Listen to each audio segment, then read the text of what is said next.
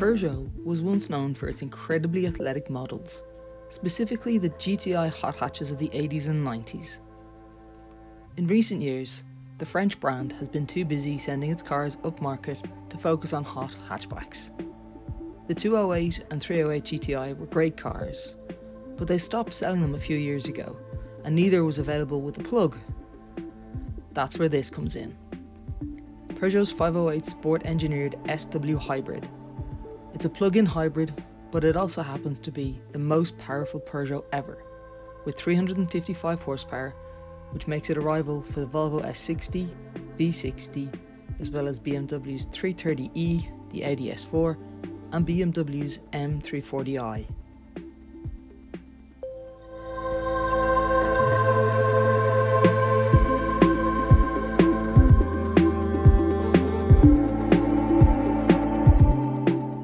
This is the SW or estate version of the 508, but there's a 5-door hatchback model available as well. It stands out from the crowd with its high-vis green trim and brake calipers.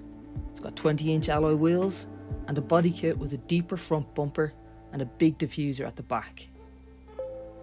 It uses a 1.6-litre 4-cylinder petrol engine, in similar tune to when it appeared in the 208 GTI hot hatch. It's combined with a pair of electric motors, one for each axle, for 355 brake horsepower, plus it has 520 Nm of torque.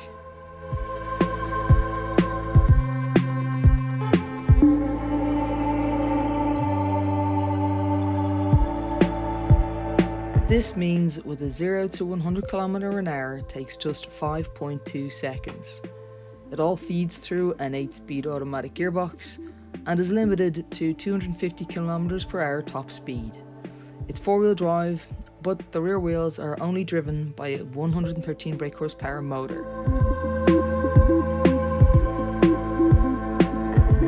On startup, the car defaults into electric only, where it's mostly rear-wheel drive, and you're promised up to 45 km of emission-free driving. You've got to hand it to Peugeot. The 508 is a great looking car with standout LED lights and a sport engineered body kit, making it look really assertive and athletic.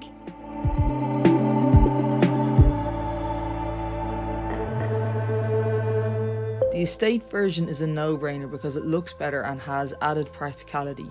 The suspension is 4mm lower than the standard 508, as well as being 50% stiffer and allied to 3-stage adjustable damping. The tracks are wider at up to 24mm at the front and 12 at the rear, and you've massive 380mm brakes behind mock carbon 20-inch alloys, which are covered in Michelin tyres.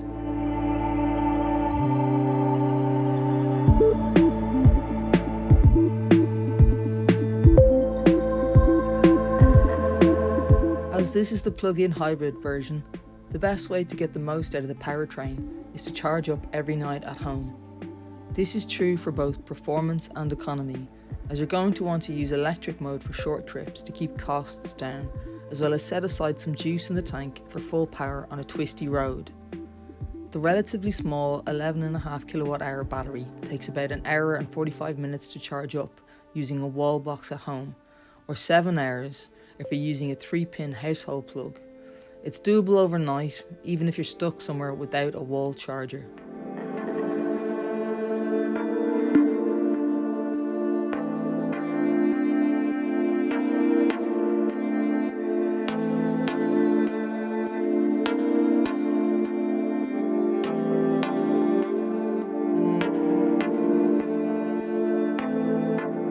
Peugeot's official figures shows the car gets 42 grams per kilometre of fuel consumption, which is around 2,000 litres per 100 kilometres. But that's typical of a plug-in hybrid, because these cars ace the official tests. In real-world driving, you'll get less, especially if you run the battery down and you only use the petrol engine. There's about 45 kilometres of electric range, which is below average in the plug-in hybrid world, but it might be enough to get to work and back for some people. It also means the tax in the 508 is cheap at €140.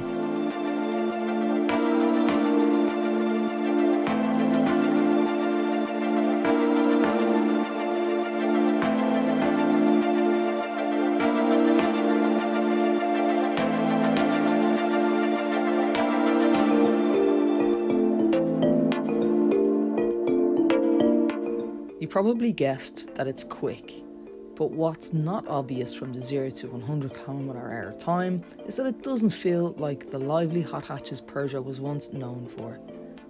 The petrol engine sounds a bit strained, and since most of the punch is coming from a near silent electric motor, it doesn't have that joie de vivre of a French hot hatch. It feels a lot more grown up in a lot of ways. There's adjustable suspension as standard, and the suspension is stiffer than in a normal 508, and you get sticky Michelin tyres, which means loads of grip. Plus, the brakes have been beefed up, so the 508 is a pretty serious performance machine. In comfort mode, the ride is firm, but there's not much body roll, even though the steering is quick, partly because of the small steering wheel. It's well weighted, so it's really good on twisty roads.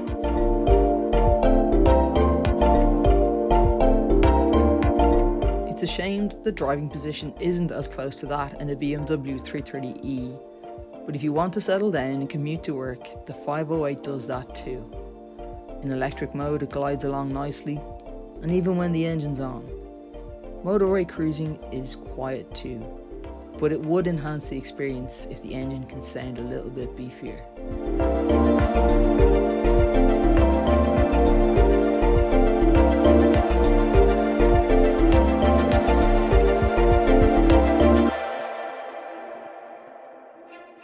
The estate version of the 508 PS has 530 litres of boot space, which is quite a bit more than the 410 you get in the BMW 330e Touring.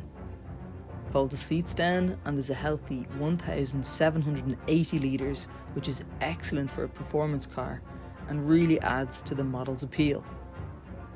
In the back, it's definitely not the roomiest family estate car around, but there's still plenty of space for adults. A VW Passat GTE has way more legroom though. The seats are a little on the firm side, but they should soften up with time if you get some use out of them, and they look really smart.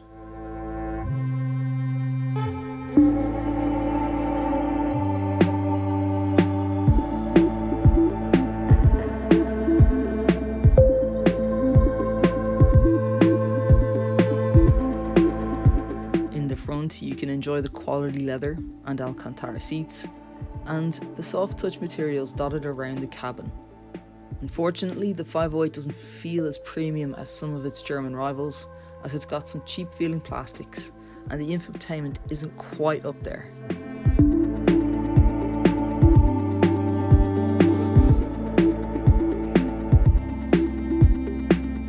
The infotainment screen measures 10 inches, and it's got some useful features such as a section that's unique to the plug-in model, plus some handy physical shortcut keys that take you to all the necessary features.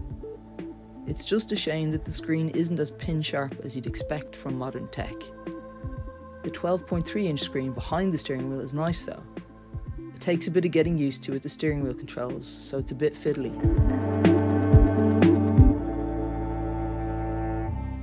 Overall, the cabin is good, but they could add a few more distinguishing touches considering its high price of over €70,000 here in Ireland. But we do still like the design of the dash, and it's unlike anything else in this kind of car.